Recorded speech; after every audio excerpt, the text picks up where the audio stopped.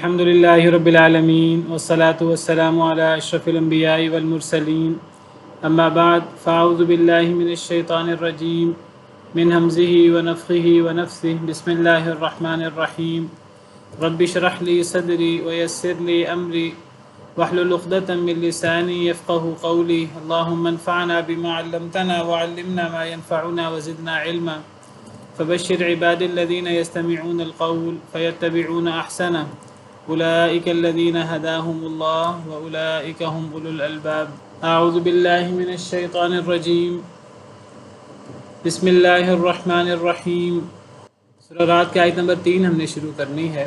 کون پڑھے گا آپ میں سے؟ سورہ رعد آیت نمبر 3. جی پڑھیں. وهو الذي أفضل الأرض فيها بسم الله الرحمن الرحيم وجعل فيها رواسي وأنهارا اور بنائے اس میں پہاڑ اور نہریں ومن كل الثمرات زرعا اور ہر قسم کے پھلوں کی اس نے بنائے ہیں فيها زوجين اثنين لتغشي الليل نهارا اس میں بنائے ہیں اس میں دو ڈھانپتا ہے رات کو إن ذلك لآيات لقوم يتفكرون بے شک اس میں البتہ نشانیاں ہیں ان لوگوں کے لیے جو ہوش میں ہیں. جی ٹھیک ہے, ادھر اپنا مائک بند کر لیں. وَهُوَ الَّذِي مَدَّ الْأَرْضَ وَجَعَلَ فِيهَا رَوَاسِيَ وَأَنْهَارًا اور وہ ذات ہے, وہ اللہ تعالی مد الارض جنہوں نے پھیلایا زمین کو,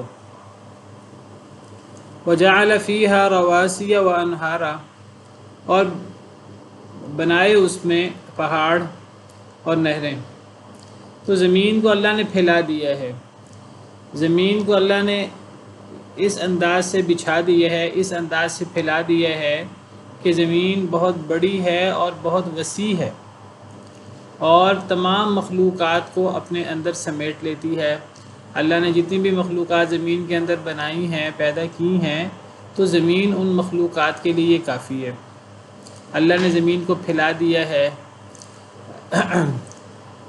اللہ نے اسے کھینچ کر لمبا کر دیا ہے, اسے ہمارے لیے اس انداز سے پھیلا دیا ہے کہ وہ ہمارے لیے اس کے اوپر چلنا اور ہمارے لیے اس کے اوپر زندگی بسر کرنا کوئی مشکل نہیں ہے, ہمارے لیے وہ ایک جائے قرار ہے.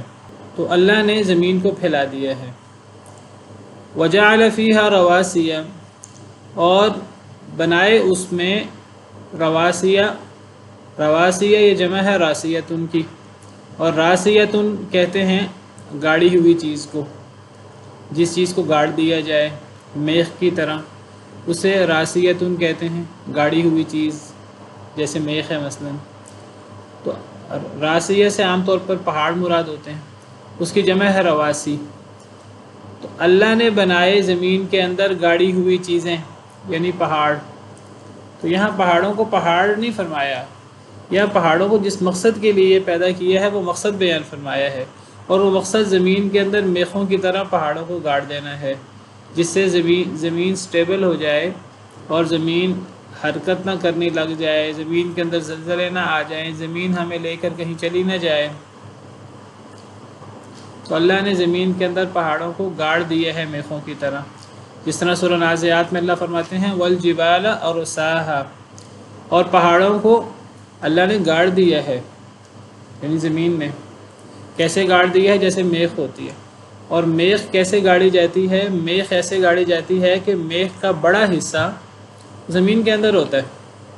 اگر خیمے کو یا کسی چیز کو میخ کے ذریعے لگایا جائے تو میخ جو ہے اس کا بڑا حصہ زمین کے اندر ہوتا ہے, تھوڑا حصہ باہر ہوتا ہے. تو پہاڑ جو زمین کے اندر ہیں, گاڑے ہوئے ہیں زمین کے اندر, میخ کی طرح گاڑے ہوئے ہیں. پہاڑ میں ہمیں بلند بلند چوٹیاں نظر آتی ہیں, جتنی بھی بلند چوٹیاں نظر آئیں تو یہ تھوڑا حصہ ہے جو زمین کے باہر ہے, زیادہ حصہ اس کا زمین کے اندر اپنے پنجے گاڑے ہوئے ہے اور زمین کو سٹیبل کیے ہوئے ہے. وَأَلْقَى فِي الْأَرْضِ رَوَاسِيَ أَن تَمِيدَ بِكُمْ, اللہ فرماتے ہیں علیکم السلام, اللہ نے ڈال دیے زمین میں پہاڑ, زمین کہیں تمہیں لے کر چلی نہ جائے, زمین میں حرکت پیدا نہ ہو جائے, زمین انسٹیبل نہ ہو جائے. تو اللہ نے زمین کے اندر پہاڑ بنائے، پہاڑ گاڑی ہوئی چیزیں بنائیں، مراد پہاڑ ہے، تو گویا کہ اللہ نے زمین کے اندر پہاڑ گاڑ دیے۔ وانہارا، اور نہریں بھی بنائیں اللہ نے، جس طرح اللہ نے زمین کے اندر پہاڑ ایک سسٹم کے تحت پہاڑوں کو گاڑا ہے، اسی طرح اللہ نے زمین کے اندر نہریں اور سمندر، پانی کا ایک لمبا سلسلہ اللہ نے بنایا ہے۔ یہ پہاڑ ہوں زمین کے اندر جن کو گاڑا گیا ہے، یا زمین کے اندر یہ نہریں ہوں، اور یہ پانی کے ذریعے درخت، یہ جو پورا سسٹم ہے زمین کے اندر، تو یہ زمین ایک ہے، زمین اور زمین کو بنانا، زمین کی تخلیق، اور ایک ہے زمین کی تخلیق کے بعد زمین میں یہ پہاڑ گاڑنا اور یہ نہری نظام، سمندر کا نظام، یہ درخت، شجر، حجر، اور یہ جو لمبا چوڑا سسٹم ہے زمین کے اندر، یہ ایک الگ پورا زمین کے اوپر ایک کاریگری ہے اللہ رب العالمین کی، جو بہت گہری اور بہت حکمت والی، بہت دقیق، بڑی شان والی کاریگری ہے اللہ کی، جس کو اللہ نے سورہ نازعات میں دحو سے قرار دیا، دحو قرار دیا ہے، والارض بعد ذلک دحاہا، اور زمین کو اس کے بعد اللہ تعالیٰ نے بچھایا ہے۔ تو ایک زمین کی تخلیق ہے، اور پھر زمین کی تخلیق کے بعد زمین کے اندر یہ پہاڑوں کو گاڑنا، اور زمین کے اندر یہ نہری نظام، یہ سسٹم وغیرہ بنانا۔ آپ کو پتہ ہے کہ آسمان اور زمین یہ دونوں مل کر اللہ نے 6 دنوں میں تخلیق کیے ہیں۔ قرآن کریم کا مطالعہ کریں سرسری انداز میں تو بعض جگہ سے محسوس ہوتا ہے جیسے اللہ نے پہلے آسمانوں کو تخلیق کیا ہے، پہلے آسمان بنے ہیں، اور بعض جگہ سے علم ہوتا ہے جیسے پہلے اللہ نے زمین کو بنایا۔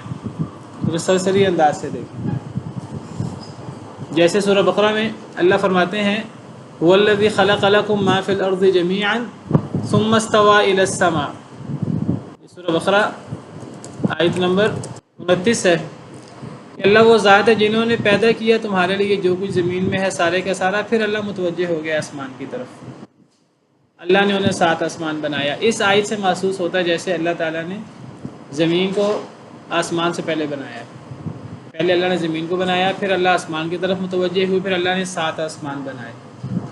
سورہ نازعات آیت نمبر 30، سورہ نازعات میں آیت نمبر 27 سے لے کے آیت نمبر 30 تک آسمان اور زمین کی تخلیق کا ذکر ہے۔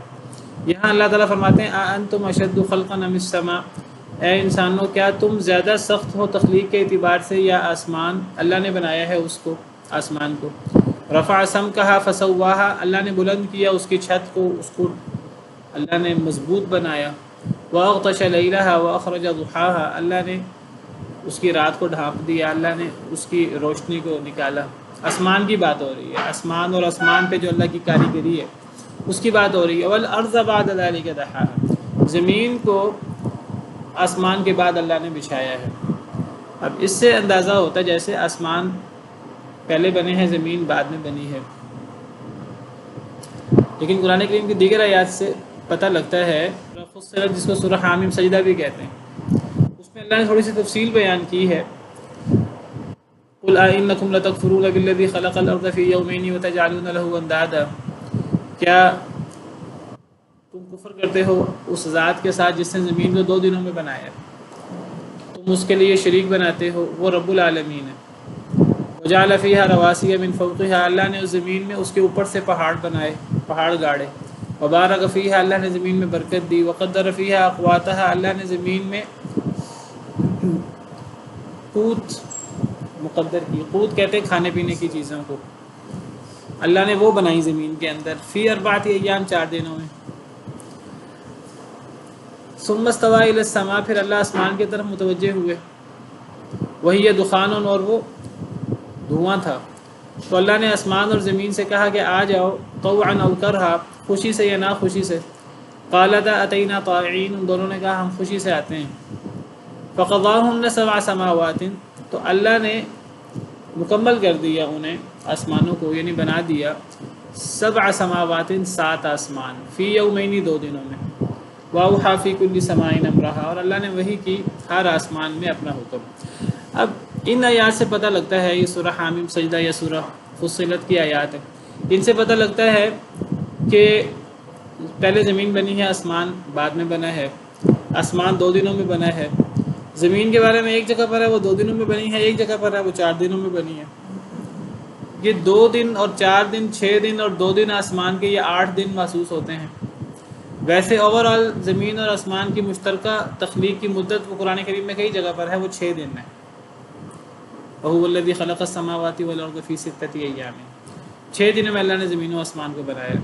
تو اس کی تطبیق، جو گہری تطبیق علماء نے دی ہے، سیدنا ابن عباس رضی اللہ تعالیٰ عنہ وغیرہ دیگر علماء نے اس سب آیات کو مد نظر رکھتے ہوئے کہ زمین کی صرف تخلیق 2 دنوں میں ہوئی ہے پہلے، جیسے یہ سورہ فصلت کی آیت نمبر 9 میں ہے، کیا تم اس ذات کے ساتھ کفر کرتے ہو جس نے زمین کو 2 دنوں میں بنایا۔ یہ زمین کی صرف تخلیق ہے جو 2 دنوں میں ہوئی ہے۔ اس کے بعد پھر 2 دنوں میں آسمان کی تخلیق ہوئی ہے۔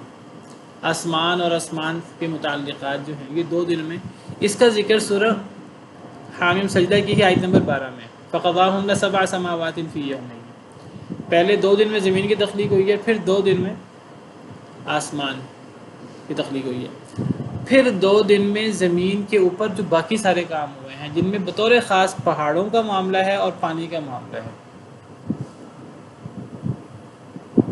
اس کی ترتیب کا تو پتہ نہیں لگتا یہاں سورہ حامیم سجدہ سے۔ سورہ حامیم سجدہ میں ہے کہ یہ جو اللہ نے پہاڑ زمین میں گاڑے اور زمین میں کھانے پینے کی چیزیں اقواتہا، اللہ نے یہ اقوات میں برکت دی اور اقوات بنائیں 4 دنوں میں۔ یہ 4 دن نہیں ہیں اصل میں، یہ اصل میں زمین کی تخلیق کے 2 دن بھی اس میں شامل ہیں، اور یہ 2 دن مزید مل کر یہ ٹوٹل 4 دن بنتے ہیں زمین کی تخلیق کے، اور زمین کے اوپر پہاڑ گاڑنے کے، اور زمین کے اوپر پانی وغیرہ کا سسٹم، جس کے ذریعے سارا کھانے پینے کا سلسلہ ہے، چارے جانوروں کے چارے کا اور انسانوں کے کھانے پینے کا، فصلوں وغیرہ کا۔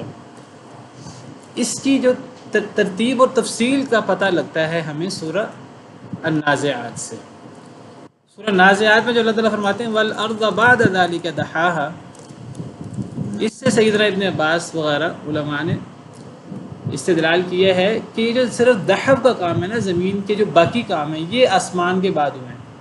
تو گویا کہ پہلے 2 دنوں میں زمین کی صرف تخلیق ہوئی ہے، پھر 2 دنوں میں صرف آسمان کی تخلیق ہوئی ہے، پھر 2 دنوں میں زمین کے اوپر 2 بڑے کام ہوئے ہیں، جو باقی کام ہیں نا جن میں 2 کام بڑے ہیں، جس کا ذکر ابھی ہم پڑھ بھی رہے ہیں، وَجَعَلَ فِيهَا رَوَاسِيَ وَأَنْهَارًا، یہ 2 بڑے کام ہیں، ایک پہاڑ اور ایک پانی۔ پانی جو کھانے پینے اور ان چیزوں کی بنیاد ہے، اور پہاڑ جو زمین کو سٹیبل کرنے کے لیے، اور ان کا ذکر یہ سورہ نازعات میں بڑی وضاحت کے ساتھ، آپ دیکھیے دوبارہ دیکھیں تو سمجھ آئے گی۔ کیا تم زیادہ سخت ہو تخلیق کے اعتبار سے، یا آسمان اللہ نے بنایا ہے آسمانوں کو؟ یہاں اصل میں زمین کی تخلیق ہو چکی ہے 2 دن میں صرف تخلیق، پھر اب آسمان کی تخلیق کی بات ہو رہی ہے۔ اللہ نے آسمان کی تخلیق کی، اللہ نے آسمان کی چھت بلند کی، آسمان کو مضبوط کیا، اس کی رات نکالی، اس کا دن اس کی روشنی نکالی، اور زمین کو اس کے بعد بچھایا۔ اب یہ جو دہا ہے نا، زمین کو بچھایا، بچھانے میں 2 چیزیں بڑی ہیں، ایک پہاڑوں کو گاڑنا اور ایک پانی، اس کا ذکر یہ دہا کی آگے وضاحت آ رہی ہے۔ اخرج منہا ماءہا ومرعاہا، زمین کو اس کے بعد بچھایا۔ بچھانے میں کیا چیزیں شامل ہیں دحب میں؟ اس میں ایک تو پانی کا معاملہ ہے، نہروں کا پانی کا، سمندر پانی، اور اس کے ساتھ چارے کا مسئلہ متعلق ہے، فصل، چارے، باغات، والجبال ارساہا، اور اس کے ساتھ پہاڑوں کو گاڑنا اس کے ساتھ متعلق ہے۔ متاعا لکم ولانعامکم، یہی 2 بڑی چیزیں ہیں زمین کے اندر جس میں ہمارا اور ہمارے جانوروں کا فائدہ ہے۔ تو اس چیز کا ذکر اب یہاں ہو رہا ہے، وَهُوَ الَّذِي مَدَّ الْأَرْضَ وَجَعَلَ فِيهَا رَوَاسِيَ وَأَنْهَارًا، یہاں بھی انہی 2 چیزوں کی بات ہو رہی ہے۔ اللہ نے زمین کو پھیلا دیا، اور زمین کے اندر اللہ نے پہاڑ، یہاں رواسیہ گاڑی ہوئی چیزیں پہاڑ مراد ہیں، وانہارا اور نہریں۔ ومن کل الثمرات جعل فیہا زوجین اثنین، اور ہر قسم کے پھل سے اللہ نے 2 قسمیں بنائیں، 2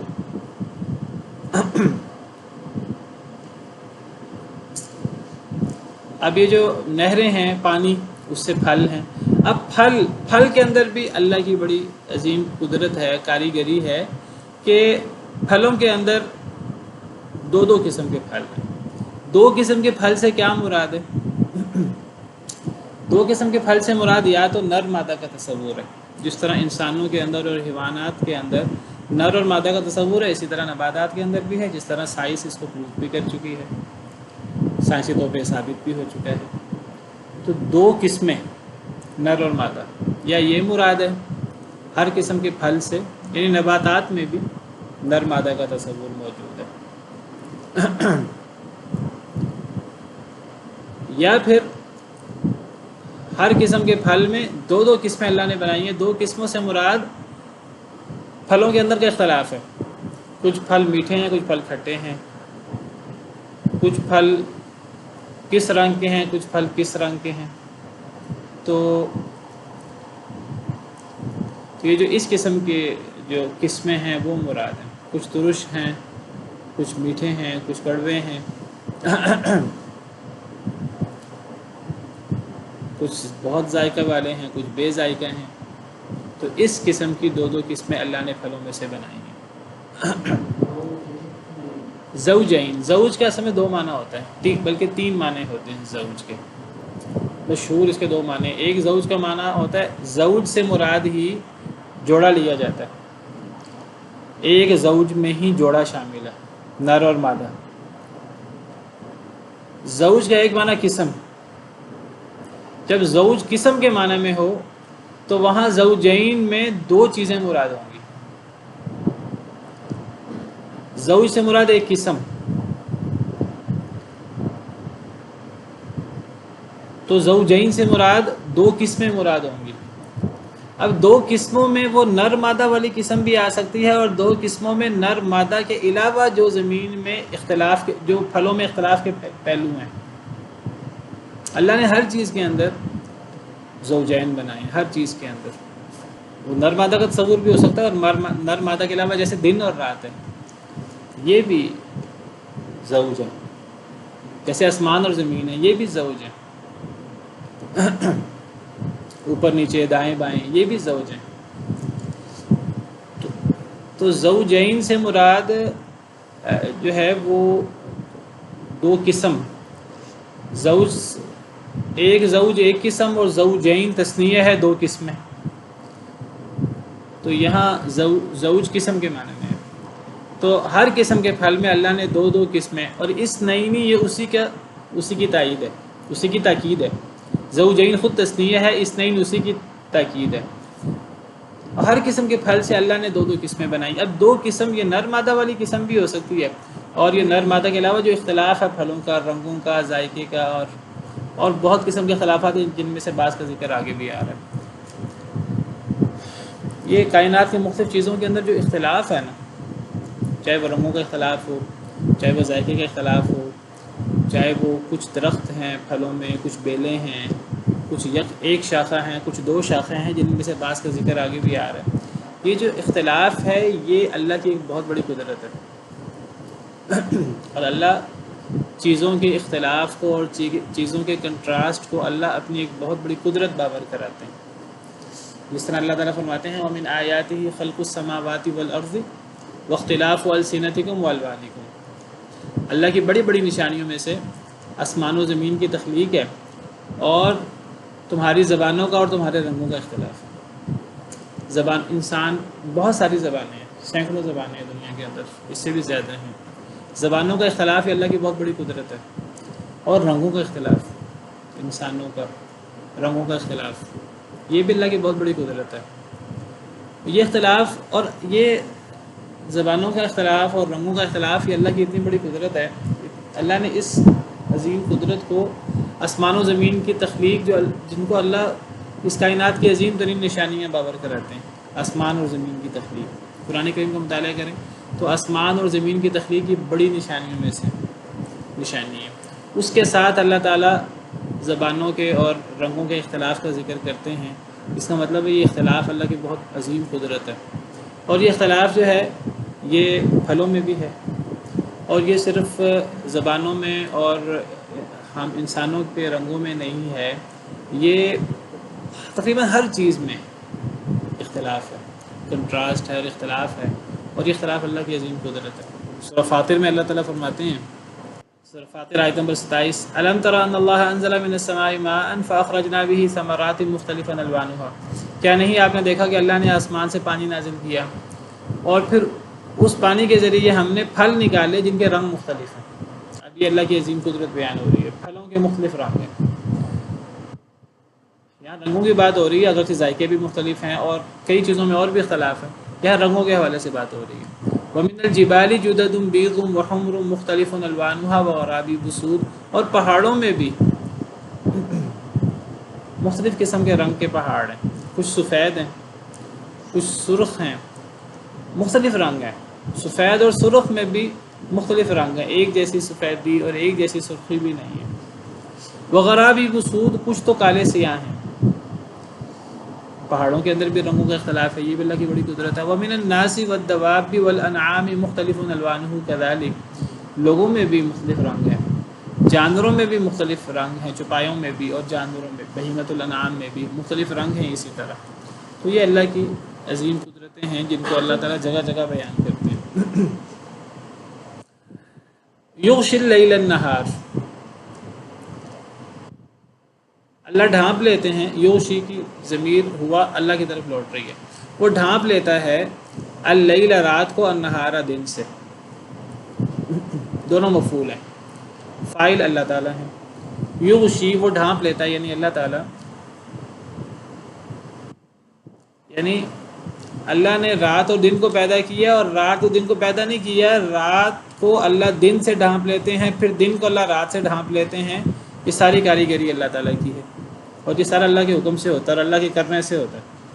اور یہ جو روزانہ دن رات دن آ رہا ہے، یہ اللہ نے ایک سسٹم بنا کے چھوڑ نہیں دیا، یہ سسٹم اللہ تعالیٰ چلا رہے ہیں اور اللہ ہر وقت اس سسٹم کی نگرانی کر رہے ہیں، اور ہر لمحہ ہر پل یہ سسٹم اللہ کے حکم سے چل رہا ہے اور ہر وقت اس میں اللہ کی مداخلت ہے، ہر وقت یہ اللہ کے حکم سے ہو رہا ہے، ایک سسٹم بنا کے اللہ نے چھوڑ نہیں دیا۔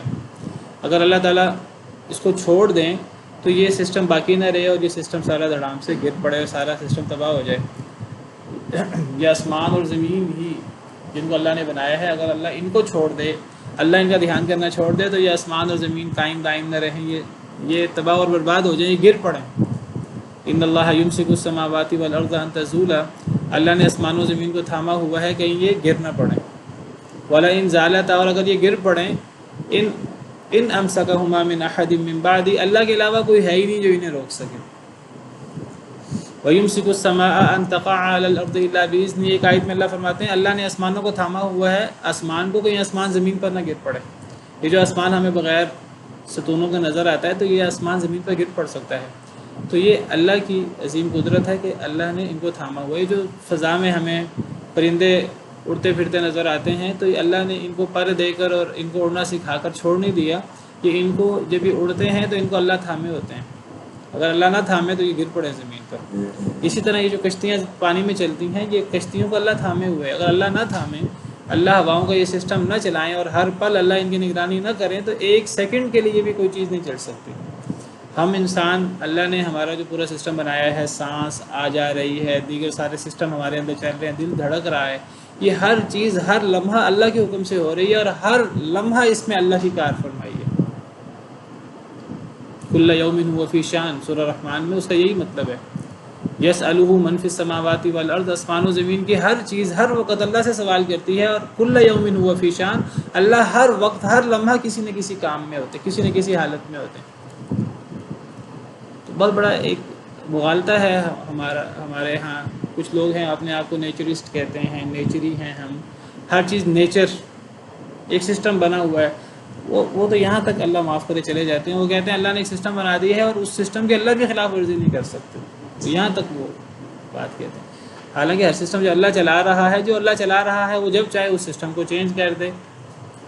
آگ جلاتی ہے جب اللہ چاہے تو آگ نہ جلائے، چھری کاٹتی ہے، چاقو کاٹتا ہے جب اللہ نہ چاہے تو نہ کاٹے۔ اسباب ہیں، اسباب کے مطابق نتائج نکل رہے ہیں، ہر لمحہ جو نتائج نکل رہے ہیں اللہ کے حکم سے نکل رہے ہیں، اور جب اللہ چاہتے ہیں اللہ نتائج کو چینج کر دیتے ہیں۔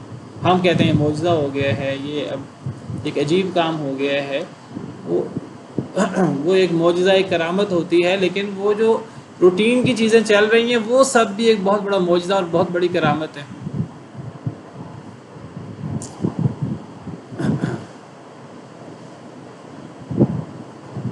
دین کے اختلاف کو کیا کہیں گے؟ دیکھیے ایک چیز ہے جو اس کائنات کے تکوینی امور ہیں، کوئی صحت مند ہے، کوئی بیمار ہے، کسی کو اللہ نے مالدار بنایا، کسی کو اللہ نے صحت مند بنایا، کسی کو اللہ نے سفید بنایا، کسی کو سیاہ بنایا، ان چیزوں کے اندر ہمارا عمل دخل نہیں ہے، ہمارا اختیار نہیں ہے، ان کو کہتے ہیں تکوینی امور، اللہ کا ارادہ کونی ہے۔ دین کے خلاف کا کسی نے سوال کر دیا، دین کے اختلاف کو کیا کہیں گے؟ کیا یہ بھی اس کائنات کا حسن ہے اور یہ بھی اللہ کی بڑی قدرت ہے؟ دین کا اختلاف یہ تشریعی امور میں سے ہے، یہ ایسی چیز میں سے جس میں اللہ نے ہمیں اختیار دیا ہے، اور اللہ کا تکوینی حکم یہی ہے کہ دین میں اختلاف ہوگا۔ اللہ کی شریعت یہ نہیں ہے، اللہ کی پسند یہ نہیں ہے لوگ اختلاف کریں۔ اللہ کیا چاہتے ہیں؟ سب مسلمان ہو جائیں۔ اللہ کیا چاہتے ہیں؟ کہ سب قرآن حدیث کو ماننا شروع کر دیں، سب اللہ کے تابع فرما ہو جائیں۔ یہ اللہ کی شریعت ہے، یہ ارادہ کونی اور شریعہ کا یہاں ہمیں فرق کرنا ہوگا۔ تو دین کا اختلاف، رائے کا اختلاف، موقف کا اختلاف، یہ اس کائنات کا حسن نہیں ہے، اگرچہ یہ اللہ کا ارادہ کونیہ ہے۔ اس کائنات میں اختلاف ہو کر رہے گا، دین میں بھی اختلاف ہو کر رہے گا، اور وہ کیوں ہوگا؟ کیونکہ اللہ نے اختیار دے دیا انسان کو، وہ اللہ کا ارادہ کونیہ ہے، اگرچہ اللہ کی مرضی اور اللہ کی خوشی یہ نہیں ہے کہ ہم اختلاف کریں۔ اللہ چاہتے ہیں کہ سب انسان متحد ہو جائیں۔ وَاعْتَصِمُوا بِحَبْلِ اللَّهِ جَمِيعًا وَلَا تَفَرَّقُوا، اللہ کی رسی کو مضبوطی سے تھام لو، اللہ کی رسی کو مضبوطی سے تھام لو اور تفرقے میں نہ پڑو۔ اللہ تو ہم سے یہ چاہتے ہیں، اور اللہ نے ہمیں یہ حکم دیا ہے کہ اللہ کی رسی کو تھام کر تم اتحاد اور اتفاق کر سکتے، اور اللہ نے ہم سب کو اتحاد اور اتفاق کا حکم دیا ہے۔ اللہ نہیں چاہتے کہ ہم لڑیں، اللہ کی جو مرضی ہے، جو اللہ کا ارادہ شرعی ہے، لیکن اللہ کا ارادہ کونیہ، وہ جو اللہ نے اختیار دیا ہے، اس اختیار کا منطقی نتیجہ یہ ہے کہ ہم اختلاف کرتے ہیں، اور اس اختلاف کے نتیجے میں منزل کا بھی فرق ہے، جنت اور جہنم کا، اور وہ جس کے لیے جنت ہے، جس کے لیے جہنم ہے، وہ اس لیے ہے کیونکہ اس میں انسان کے اختیار کا عمل دخل ہے۔ اسی لیے ایک جگہ ہم پیچھے پڑھ آئے ہیں سورہ یوسف کے آخر میں کہ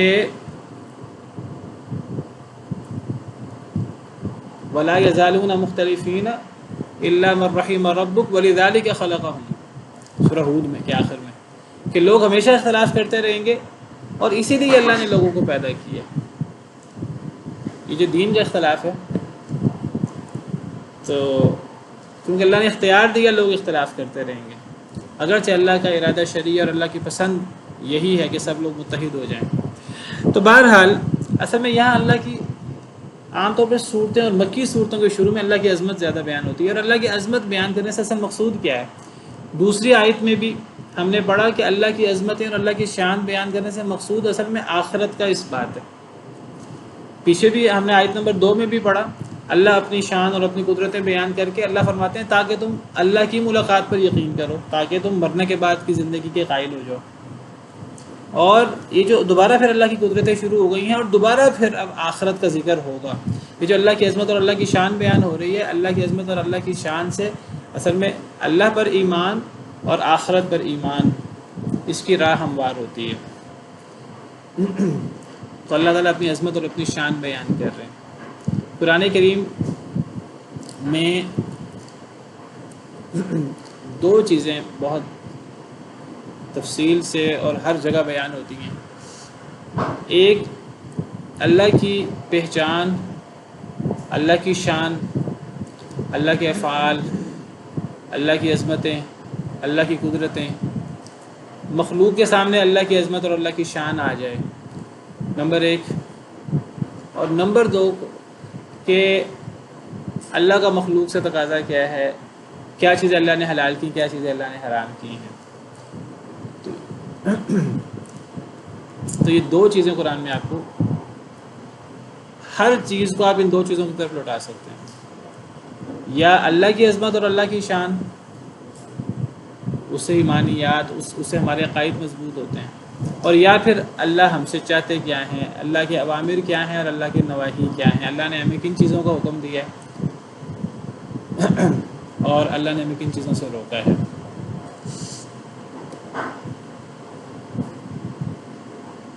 کرامت اور معجزے کا کیا فرق ہے؟ کرامت نبی کے ہاتھ پر نہیں ہوتی، معجزہ نبی کے ہاتھ پر ہوتا ہے، اور یہ کرامت اور معجزے میں نبی کا اور غیر نبی کا عمل دخل نہیں ہوتا، یہ اللہ کے حکم سے ہوتا ہے۔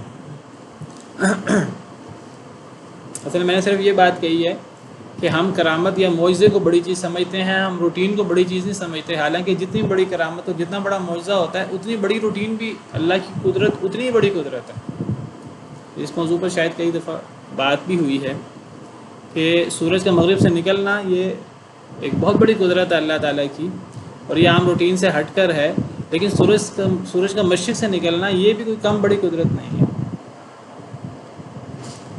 جتنی بڑی قدرت سورج کا مغرب سے نکلنا ہے اتنی ہی بڑی قدرت روزانہ سورج کا مشرق سے نکلنا بھی تو اتنی ہی بڑی قدرت ہے۔ سیدنا عیسیٰ علیہ السلام کا بغیر باپ کے پیدا ہونا اللہ کی بہت بڑی قدرت ہے، آپ اس کو معجزہ کہہ لیں سیدنا عیسیٰ علیہ السلام کا۔ تو باقی انسانوں کا ماں باپ کے ساتھ پیدا ہونا بھی اللہ کی بہت بڑی قدرت ہے۔ وہ چونکہ روٹین میں ہوتی ہے تو ہمیں وہ بعض دفعہ اتنی عجیب نہیں لگتی، تو روٹین میں ہونے کا مطلب یہ نہیں ہوتا کہ وہ چیز وہ بڑی قدرت نہیں ہے اللہ تعالیٰ کی۔ سمندر اگر سمود چل رہا ہے یہ اللہ کی بہت بڑی قدرت ہے، اور اگر سمندر کے اندر طغیانی آ جائے، سونامی آ جائے تو یہ بھی اللہ، یعنی جب سمندر میں طغیانی آتی ہے اور سونامی آتا ہے تو وہ اللہ کے سسٹم سے باہر نہیں ہو جاتا، وہ جتنی تباہی ہوتی ہے وہ ساری پہلے سے مقدر میں ہوتی ہے، وہ ایک ایک چیز پہلے سے طے ہوتی ہے۔ سمندر کا سمود چلنا بھی اللہ کی قدرت ہے، سمندر کا اپنے حدوں سے باہر ہو جانا یہ بھی اللہ کی قدرت ہے۔ یغشی اللیل النہار، وہ ڈھانپ لیتا ہے رات کو دن سے، تو دن کو بھی اللہ نے پیدا کیا، رات کو بھی اللہ نے پیدا کیا، اور رات کو اللہ دن سے ڈھانپ لیتے ہیں، دن کو اللہ رات سے ڈھانپ لیتے ہیں، اور یہ جو اللہ کی بڑی بڑی قدرتوں میں سے، اور رات اور دن کی تخلیق اور رات اور دن کا آنا جانا، اور کبھی رات کو دن میں شامل ہو جانا، کبھی دن کو رات میں شامل ہو جانا، کبھی دن بڑا ہو جانا، کبھی رات بڑی ہو جانا، یہ سب چیزیں اس کے اندر آ جاتی ہیں۔ ان فی ذلک لآیات لقوم یتفکرون، بے شک اس میں البتہ نشانیاں ہیں اس قوم کے لیے جو غور و فکر کرتی ہے۔ جو لوگ غور و فکر کرتے ہیں اور جو لوگ اللہ کی ذات میں غور کرتے ہیں اور وہ بائسڈ ہو کے جانبدار ہو کے غور نہیں کرتے، کچھ لوگ اس انداز سے غور کرتے ہیں، اس کائنات کی نشانیوں میں انہوں نے اعتراض تلاش کرنے، قرآن کو پڑھتے ہیں اعتراض تلاش کرنے ہیں، تو ایسے لوگوں کو کبھی قرآن سے ہدایت نہیں ملتی، ایسے لوگوں کو کبھی سمجھ نہیں آتی، ایسے لوگوں کو ہمیشہ اعتراض ملتے ہیں، یہ ایسے کیوں ہے، ایسے کیوں ہے، یہ ایسے کیوں ہے۔ لیکن جو ہدایت حاصل کرنا چاہتا ہے، قلب سلیم کا مالک ہے، اور وہ چاہتا ہے کہ مجھے ہدایت ملے، میں اس کائنات میں غور کروں، اگر مجھے اس کائنات کے سارے سسٹم کے پیچھے کوئی ایسی ہستی نظر آئی، میں غور کروں تو میں اس کو مان لوں گا۔ اگر ایک انسان اس لیے غور کرے تو لازماً اسے ہدایت ملے گی، لازماً اس کو کائنات کی ایک ایک چیز کے اندر بڑے بڑے معجزے اور بڑی بڑی نشانیاں نظر آئیں گی۔ تو اللہ فرماتے ہیں کہ یہ جو اللہ نے چیزیں بیان کی ہیں، زمین کا پھیلاؤ اور زمین کے اندر پہاڑوں کو گاڑنا اور نہریں اور پھلوں کا اختلاف اور جوڑے اور یہ رات اور دن، تو اس میں بہت بڑی بڑی نشانیاں ہیں، لیکن اس قوم کے لیے جو غور و فکر کرتی ہے، جو تیار ہے غور و فکر کرنے پر اور اپنی اصلاح کرنے پر۔ جو غور و فکر نہیں کریں گے وہ اس سے بھی بڑی بڑی نشانیاں دیکھ کر انکار کرتے رہیں گے، وہ کہہ دیں گے یہ سب چیزیں خود بخود بنی ہوئی ہیں، اور یہ سب چیزیں خود بخود چل رہی ہیں، اور یہ سارا جو ہے وہ اس کے پیچھے کوئی خالق نہیں ہے۔ وفی الارض قطع متجاورات، اور زمین میں ٹکڑے ہیں متجاورات، ایک دوسرے کے قریب، متجاورات یہ جوار سے ہے، جوار جار ہمسایہ ہونا، تو فرمایا وفی الارض قطع متجاورات، اور زمین میں ٹکڑے ہیں جو ایک دوسرے کے قریب ہیں، ایک دوسرے سے ملے ہوئے ہیں۔ کیا مطلب؟ زمین کے ٹکڑے بھی آپس میں مختلف ہیں، کوئی زرخیز ہے کوئی زرخیز نہیں ہے، کسی میں فصل اگتی کسی میں نہیں اگتی۔ وفی الارض قطع متجاورات، اور زمین میں قطع جمع ہے قطعتن کی، اور قطعتن ٹکڑا، تو قطع ٹکڑے، زمین میں ٹکڑے ہیں متجاورات ملے ہوئے قریب قریب۔ تو یہاں ملے ہوئے ٹکڑوں سے مراد وہی جس طرح پھلوں میں مختلف قسم کے پھل ہیں، تو یہ مختلف قسم کے ٹکڑے ہیں، کوئی زمین زرخیز ہے کوئی زمین زرخیز نہیں ہے، کوئی زمین پتھریلی ہے کوئی زمین نرم ہے، کوئی کس طرح کی، کوئی ریتلی ہے، کوئی کس طرح، کوئی کس طرح، کوئی پہاڑی ہے کوئی زمینی ہے۔ وجنات من اعناب، اور باغات ہیں انگوروں کے، وزرع، اور کھیتی ہے، ونخیل، اور کھجور ہے، صنوان وغیر صنوان، صنوان کے دو معنی کیے گئے ہیں، ایک معنی ملی ہوئی کھجوریں، اور غیر صنوان ایسی کھجوریں جو ملی ہوئی نہیں ہیں۔ بعض مفسرین نے صنوان کا معنی کیا ایسی کھجوریں جو کئی شاخیں ہیں، ایسی کھجوروں کے درخت جو کئی شاخیں ہیں، جس کے نیچے سے ہی کئی تنے بن جاتے ہیں، کئی شاخیں شروع سے نکل آتی ہیں۔ وغیر صنوان، اس سے مراد ایسی کھجور ہے جو کئی شاخہ نہیں ہے، جو ایک ہی بڑا سا تنا ہوتا ہے، اوپر تک چلا جاتا ہے۔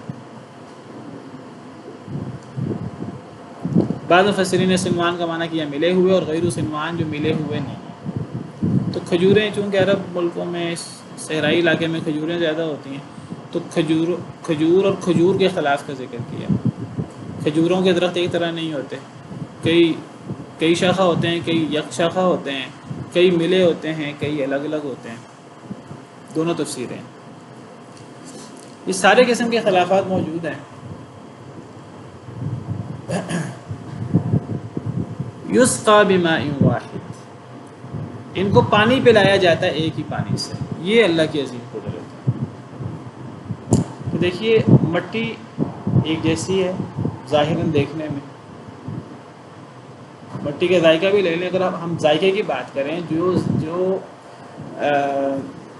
دیکھیے پھل کی بات ہو رہی ہے، انگوروں کی، کھیتی کی، اور کھجور کی۔ پھل کی بات کریں، اب پھلوں کے مختلف ذائقے ہیں۔ اب یہ پھل مٹی سے اور پانی کی وجہ سے یہ پھل پیدا ہوتے ہیں۔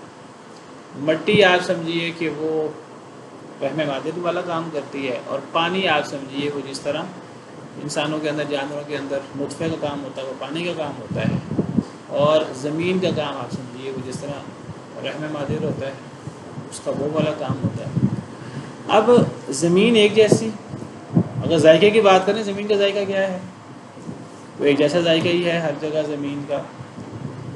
اور پانی بھی ایک جیسا ہوتا ہے، نہ پانی میں رنگ ہوتا ہے، نہ پانی میں بو ہوتی، نہ پانی میں ذائقہ ہوتا ہے۔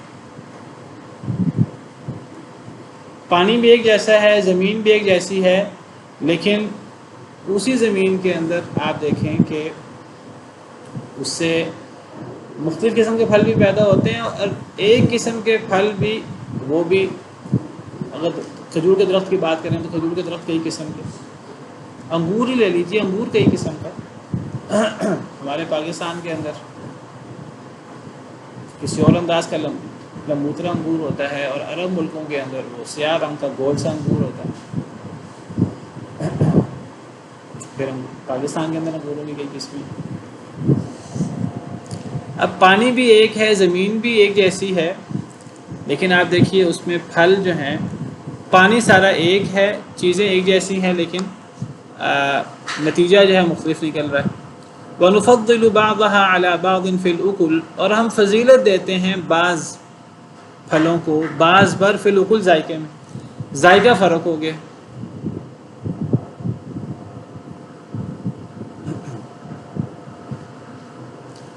اب اسی طرح آپ انسانوں کو لے لیجئے، دیکھیے انسان تو سارے کے سارے سیدنا آدم علیہ السلام سے ہیں نا، یا آپ کے حضرت آدم اور حضرت حوا سے ہیں۔ اب حضرت آدم سے حضرت حوا پیدا ہوئی، حضرت آدم کو اللہ نے جس بھی مٹی سے پیدا کیا، اب کہنے کو حضرت آدم سے حضرت حوا پیدا ہوئی، اور حضرت آدم اور حضرت حوا سے تمام انسان پیدا ہوئے، تو تمام انسان ایک جیسے ہونے چاہیے تھے، ایک جیسے رنگ کے ہونے چاہیے تھے، ایک جیسے قد بت کے ہونے چاہیے تھے، لیکن آپ دیکھیے انسانوں میں کتنا فرق ہے۔ تو یہ اللہ کی قدرتیں ہیں، اللہ اپنی قدرت کی طرف اشارہ کرنا چاہ رہے ہیں۔ یہ اختلاف جو ہے، تو پانی ایک ہے، زمین ایک جیسی ہے، لیکن پھل مختلف قسم کے ہیں، ذائقے مختلف قسم کے ہیں۔ اور آپ دیکھیں کہ اتنے میٹھے پھل ہوتے ہیں کہ جس سے باقاعدہ چینی اور شوگر باقاعدہ بنائی جاتی ہے پھلوں سے، نہ پانی میں مٹھاس ہے نہ مٹی میں مٹھاس ہے، لیکن پھل دیکھیں وہ کتنا میٹھا ہوتا ہے۔ آم کو دیکھ لیجئے، انگور کو دیکھ لیجئے، گنے کو دیکھ لیجئے، دیگر پھلوں کو دیکھ لیجئے۔ ان فی ذلک لآیات لقوم یعقلون، بے شک اس میں البتہ نشانیاں ہیں اس قوم کے لیے جو عقل رکھتی ہے، جو عقل اپنی استعمال کرے، اس کو کائنات کی ہر چیز میں اللہ کی عظیم قدرت نظر آئے گی، ہر چیز میں۔ اسی لیے اللہ قرآن میں فرماتے ہیں وَكَأَيٍّ مِّنْ آیَةٍ فِي السَّمَاوَاتِ وَالْأَرْضِ يَمُرُّونَ عَلَيْهَا وَهُمْ عَنْهَا مُعْرِضُونَ، سورہ یوسف میں، کہ کتنی ہی نشانیوں سے یہ روزمرہ گزرتے ہیں اور اعراض کر کے گزر جاتے ہیں، اور ان کو اللہ اور اللہ کی شان، اللہ کی قدرت نظر ہی نہیں آتی۔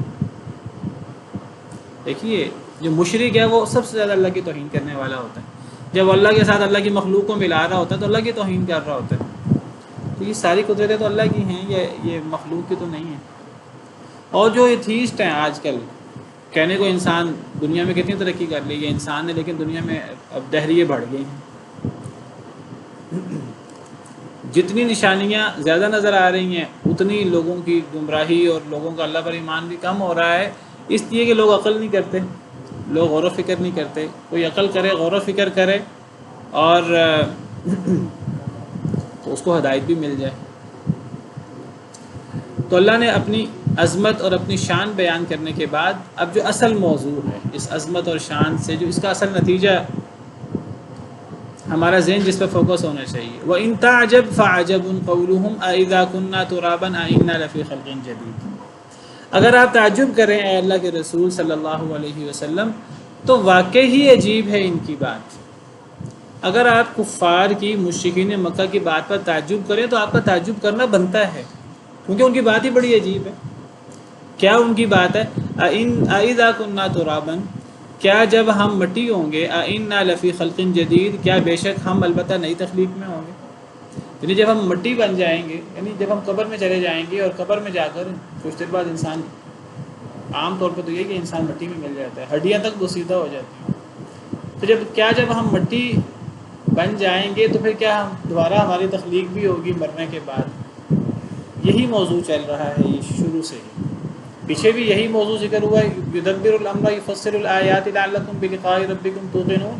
دوبارہ یہاں کفار کا وہ اعتراض اللہ نے ذکر کیا ہے، اپنی عظمت اور اپنی قدرت بیان کر کے، کیونکہ در حقیقت بعث بعد الموت کا انکار اللہ کی قدرت کا انکار ہے۔ ظاہراً کہنے کو تعلق سمجھ نہیں آتا فوری، لیکن اصل میں یہ اعتراض کیا ہے؟ دیکھیں، یہ بات تو کافر بھی کہتا ہے، مسلمان بھی کہتا ہے کہ اللہ کی ہر بات سچی ہے۔ ہم ان کافروں کی بات کرتے ہیں جو اللہ کو مانتے ہیں، جو کہتے ہیں اللہ موجود ہے، اللہ اس کائنات کے خالق ہے۔ مشرکین مکہ بھی مانتے تھے، اور یہ بھی مانتے تھے کہ اللہ کن کہہ کے ہر چیز پیدا کر دیتے ہیں، یہ بھی مانتے، زبان کی حد تک یہ بھی مانتے تھے کہ اللہ علی کل شیء قدیر ہے اور اللہ سب کچھ کرنے پر قادر ہے، لیکن کہتے تھے کہ جب ہم مٹی میں مل جائیں گے تو ہمیں کون زندہ کرے گا؟ یعنی مراد اللہ ہمیں زندہ نہیں کر سکتا، تو گویا کہ اللہ کی قدرت پر اعتراض ہے، تو اللہ اس کا جواب اپنی قدرت سے دیتے ہیں۔ اللہ عام طور پہ بعث بعد الموت کا جو اس کفار کا جو عقیدہ ہے، اس کا رد اللہ کرتے ہیں اپنی قدرت بیان کر کے۔ تو اپنی قدرت بیان کر کے اللہ نے ان کے اصل میں اس عقیدے کا رد کیا اور ان کے عقیدے پر تعجب کا اظہار کیا، اور کہا کہ یہ تعجب ہر عقل مند شخص کو ہوتا ہے، جس طرح نبی صلی اللہ علیہ وسلم کو ہوتا تھا۔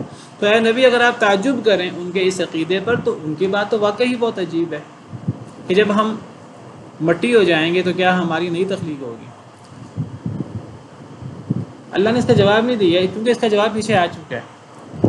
تو اللہ فرماتے ہیں اولئک الذین کفروا بربہم، یہی لوگ اصل میں اپنے رب کا انکار کرتے ہیں۔ یہ اللہ کا انکار ہے، اللہ کی قدرت کا انکار ہے، اور اس قدرت کو جس کو کفار ماننے کا دعویٰ بھی کرتے ہیں کہ اللہ زمین و آسمان کو پیدا کرنے والا ہے، اللہ سب کچھ کرنے پر قادر ہے، لیکن ساتھ ہی کہتے ہیں اللہ انسان کو جب مٹی میں مل جائے گا اللہ دوبارہ پیدا نہیں کر سکتے، تو گویا کہ اللہ کی قدرت پر اعتراض ہے۔ تو اللہ فرماتے ہیں اس کا جواب تو پچھلی آیات میں آ چکا، کائنات کے ہر ذرے میں ان کو اس کا جواب مل جائے گا۔ کوئی غور کرنا چاہے، نہیں غور کرے گا تو پھر سزا بھگتے، ٹھیک ہے۔ پھر اللہ نے جو جہنم کی سزا رکھی ہے، سخت ترین سزا رکھی ہے، وہ بالکل جائز سزا ہے، بالکل عدل کے مطابق سزا ہے، اور وہ ہونی چاہیے ایسے کفار کے لیے کہ پوری زندگی اللہ کی قدرت کا انکار کرتے رہیں۔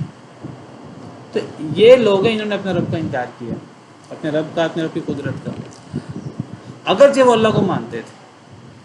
اللہ کو ماننا اور اللہ کی قدرت کا انکار کرنا یہ اللہ کا انکار ہے۔ وَأُولَٰئِكَ الْأَغْلَالُ فِي أَعْنَاقِهِمْ، یہی لوگ ہیں ان کے گردنوں میں طوق ہوں گے قیامت کے دن، ان کی کڑی سزا ہوگی۔ وَأُولَٰئِكَ أَصْحَابُ النَّارِ، اور یہی لوگ آگ والے ہیں۔ اور یہ آگ بھی وقتی نہیں ہوگی، ہم فیہا خالدون، وہ اس میں ہمیشہ ہمیشہ رہیں گے۔ تو اللہ نے ان کا عقیدہ بیان کر کے ان کے عقیدے کا رد نہیں کیا، کیونکہ رد پچھلی آیات سے خود بخود ہو گیا۔ اب آگے جو پھر بھی نہ مانے اس کی سزا، کیونکہ یہ ہٹ دھرمی ہے، تو آگے اللہ نے اس کی سزا ذکر کر دی ہے۔ سبحان ربک رب العزت عما یصفون وسلام علی المرسلین والحمد للہ رب العالمین۔